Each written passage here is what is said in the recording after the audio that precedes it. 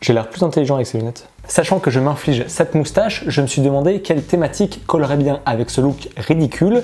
Ça m'a fait un petit peu penser aux moustaches des soldats, du coup ça tombait très bien avec la Première Guerre mondiale. Je réfléchis au sujet dont je vais parler sur cette chaîne en fonction de ma pilosité. Je suis en train d'inventer une nouvelle mode du journalisme. Comme par hasard, on a aussi célébré le centenaire de l'armistice de la Première Guerre mondiale, puisque le 11 novembre 1918, on a mis un terme à cette grande guerre, à ce conflit sanglant qui a tué 20 millions de personnes et qui en a blessé 20 millions d'autres. Forcément, vous vous doutez bien que cette vidéo va être un petit peu moins rigolote et légère que celle sur Movember, mais j'espère en tout cas qu'elle sera instructive parce que moi j'ai appris pas mal de petits trucs à travers des threads sur Twitter, et j'ai décidé de vous faire un petit best-of. Ce sont des faits que j'ai trouvé très intéressants car on les a pas appris à l'école, ou peut-être qu'entre-temps je les avais oubliés, ou alors tout simplement je bavardais pendant que le professeur faisait sa leçon, ce qui était fort probable malheureusement. On s'en bat les couilles, on s'en bat les couilles, on s'en bat les couilles.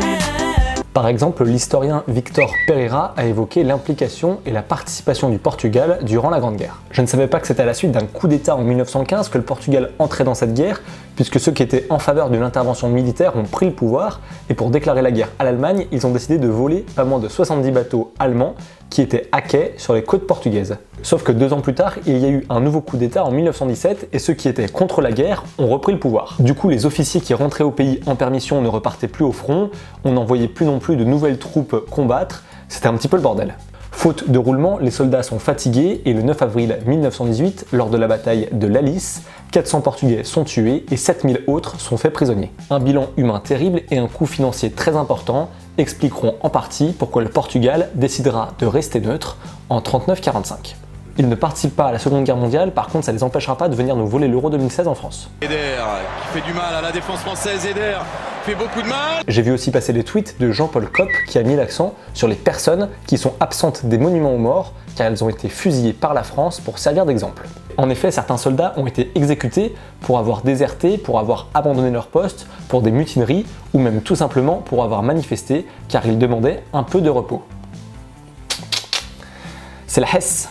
Les Sentiers de la gloire de Stanley Kubrick s'est inspiré de l'histoire des 4 caporaux de Souin, mais le film a été censuré en France jusqu'en 1975, vous allez comprendre pourquoi. En mars 1915 à Souin, dans la Marne, un régiment refuse d'aller combattre et à titre d'exemple, pour les punir, on décide d'exécuter froidement 4 soldats. Autre exemple pour finir, celui des tirailleurs tunisiens qui eux aussi avaient refusé de se battre.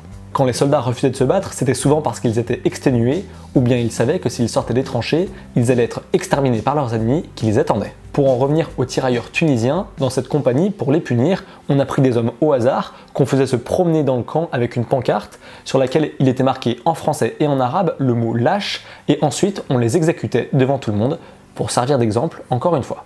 Maître Éolas, le roi des avocats sur Twitter, a lui partagé l'histoire du 369e régiment d'infanterie américain qui était exclusivement composé de personnes noires et qui par la suite va être intégré à l'armée française durant la guerre. Le régiment va perdre 1500 hommes en 6 mois de conflit, mais il était réputé pour être extrêmement courageux.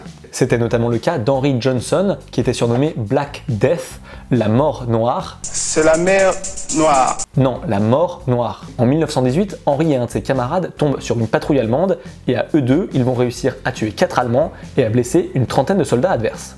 Et quand ils n'avaient plus de munitions, ils ont quand même utilisé les crosses de leurs fusils et des machettes pour attaquer leurs ennemis. Les autres oubliés de la guerre, ce sont bien sûr les femmes qui ont dû remplacer les hommes au travail pour faire tourner le pays. On les a vues dans les champs, dans les usines, elles ont gagné en visibilité, elles ont pu s'émanciper, même si on ne leur a pas donné le droit de vote à la sortie de la guerre, contrairement à d'autres pays. Elles ont pu travailler dans des secteurs qui auparavant étaient réservés aux hommes, comme l'aiguillage des trains ou alors la conduite des pompes à eau pour lutter contre les incendies. Ça veut quand même dire qu'avant, il fallait forcément être un bonhomme pour faire pivoter des rails ou alors conduire l'ancêtre du camion de pompier. Femme au volant... Brut a notamment évoqué le travail d'une sculptrice américaine, Anne Coleman Ladd, qui fabriquait des masques pour réparer en quelque sorte les gueules cassées. Il y a quand même des milliers de soldats qui sont revenus défigurés de cette guerre, et donc elle a décidé de mettre ses talents à contribution. C'était un peu l'ancêtre de la chirurgie esthétique. Elle a réalisé près de 200 masques, mais elle a dû arrêter faute de moyens, et elle sera décorée à la fin de la guerre de la Légion d'honneur pour la remercier de son engagement. Allez, on en a fini. J'espère en tout cas que vous aurez appris 2-3 petites choses, comme moi quand j'ai découvert toutes ces infos sur Twitter. N'hésitez pas à vous abonner en cliquant par ici et à me rejoindre sur les réseaux sociaux, les liens sont dans la barre d'infos. En description, je vais vous mettre aussi les liens des threads. Si jamais vous voulez en savoir un petit peu plus sur toutes ces histoires. Puis n'hésitez pas aussi à commenter, liker et partager la vidéo si elle vous a plu. Quant à nous, on se retrouve très prochainement pour une nouvelle vidéo. D'ici là, portez-vous bien et tenez-vous informés. Ciao!